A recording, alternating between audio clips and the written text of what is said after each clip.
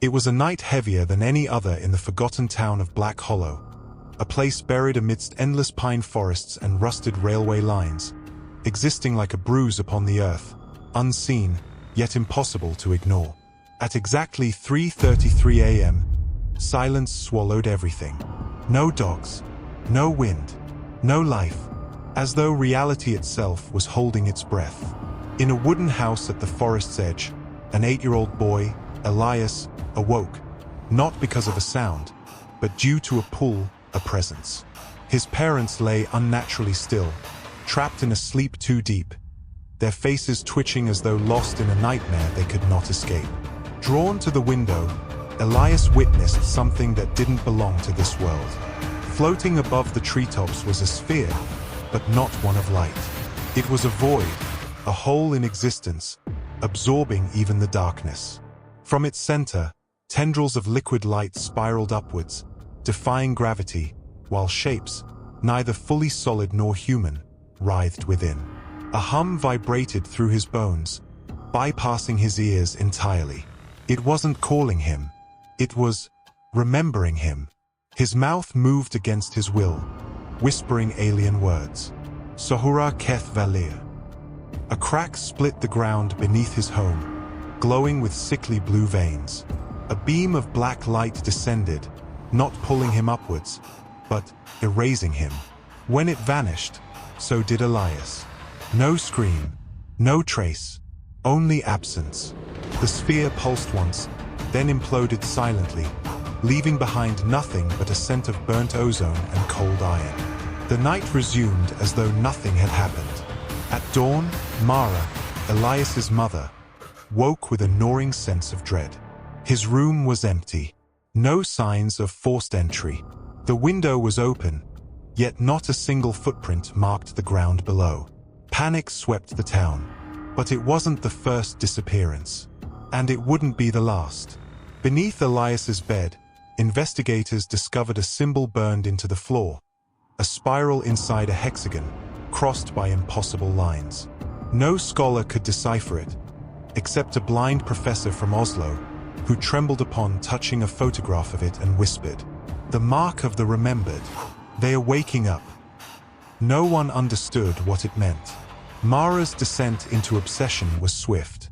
Her dreams transformed into biological corridors, pulsating like the insides of something living. A whisper haunted her. He is not lost. He is beneath. On the third night, at 3:33 a.m., her shovel struck not rock, but flesh. Beneath her home was a membrane, warm and trembling. Tearing it open revealed an impossible chamber, an organic cathedral of crystalline fibers and sinewy walls. Suspended within columns of liquid light were dozens of children, including Elias. Eyes closed, breathing, preserved. A presence filled her mind, not words, but pressure. An intelligence older than memory itself. They are the seeds. This is the nursery. When the flesh of man forgets, the flesh of sky remembers. From the shadows emerged an entity, shifting between humanoid and reptilian, its form fluid, its eyes emerald slits burning with unnatural fire. "You should not be here, Mara of the broken line," it rasped. It introduced itself not as a being, but as part of a collective, the architects. The custodians of a forgotten covenant between the line of flesh, humans, and the line of sky, their cosmic ancestors. Long before written history, humans served the line of sky in exchange for preservation and guidance. Children were the seed, carriers of uncorrupted potential, harvested before the taint of forgetting crippled their minds. Mara trembled, realizing the horrific truth. Elias hadn't been taken at random. He had been selected. Suddenly, human footsteps echoed into the chamber. Men in tailored suits, their fingers adorned with rings bearing the same spiral symbol, descended. Their faces were cold, devoid of emotion. Terminate the exposure. Extract the specimen. Clean the witness. They wielded rods of dark matter, crackling with shifting geometric patterns. The architect expanded into a monstrous form, hissing as dimensional energy coiled around it. Chaos erupted. Mara dashed towards Elias's pod, desperately trying to free him, but the interface wasn't mechanical. It was alive. It responded to thoughts, not touch. Then a voice, not from the architect, not from the men. "Mother, you must not." Elias was speaking from within the stasis. His consciousness was awake, even as his body slept. "It's not time yet. I am remembering." Before Mara could respond, the chamber shook violently. A shadow loomed from above. A ship, a monstrous cube of black stone, veined with blood-red lines, hovered silently, bending the very fabric of reality. From within, pale, thin beings, the Greys, peered down with their hollow, endless eyes. A vibration invaded Mara's thoughts. The flesh of carbon has deviated. Correction protocols initiate. The architect recoiled in terror. Not them, not now. Beams of violet plasma liquefied the chamber walls. Mara collapsed, her skull reverberating with an unbearable presence.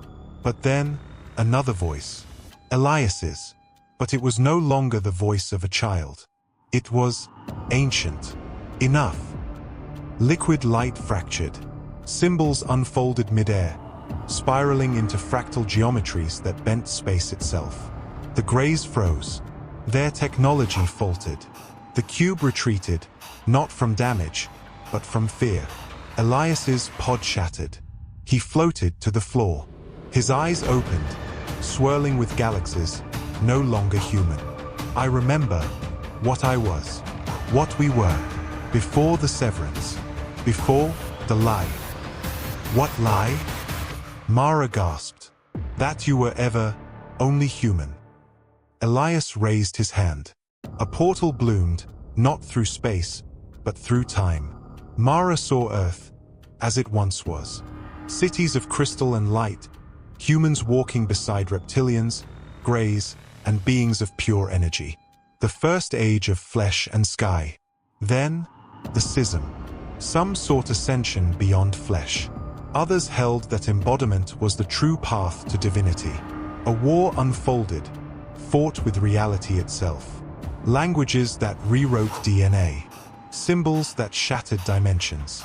The victors enacted the severance. 11 of the 13 DNA strands were locked. Memory was erased. Lifespans were shortened. The veil was cast. Humanity was made to forget. The greatest prison is the one whose bars you cannot see. Elias whispered, but something stirred deeper. Older, forgotten even by those who cast the veil. They are waking up, the wardens of the hollow earth. The ground trembled. From the depths, they emerged. Massive, biomechanical titans, their forms bending perception itself. Glyphs shifted across their stone and metal skin. The covenant is broken. The lock is failing. The reclamation must begin. The wardens were the jailers, designed to ensure humanity never remembered. They are here to erase the seed. Elias said, stepping forward. The lead warden unleashed a beam, not of energy, but of probability collapse. It attempted to erase Elias from existence by rewriting his presence from the timeline. But Elias fought back, with symbols, with memory, with the geometry of existence itself. Mother, run. No, not without you. Run. Mara fled as the chamber dissolved into chaos, beams of impossible light, symbols colliding, reality folding like origami. As she surfaced, gasping through the broken earth, the world above was wrong. The stars had shifted into spiraling glyphs. Towers of black stone erupted from beneath the earth. The wardens were rising everywhere.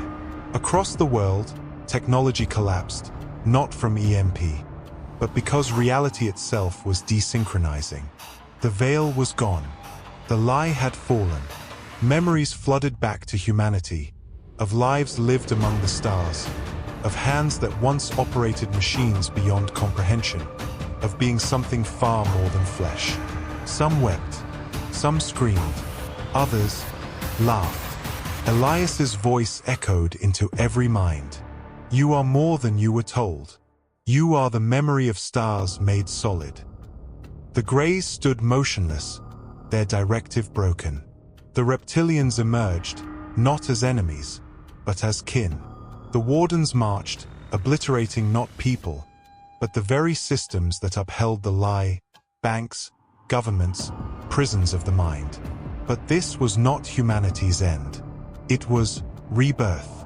At the epicenter, Elias hovered, radiant with geometries of light and shadow. Mother, now you choose. The world can fracture or evolve, but those who cling to the lie will dissolve with it. With a gesture, he sang, in symbols. The wardens trembled, then knelt. No longer jailers, but guardians. Execute new directive. Protect the remembered. Maintain the memory. The hidden cities beneath the earth reopened. The Greys, free of hive control, wandered in childlike curiosity. The reptilians took their place among humans, not as overlords, but as family. Mother, we were never alone. We were simply disconnected. Above, the sky no longer lied, and humanity remembered.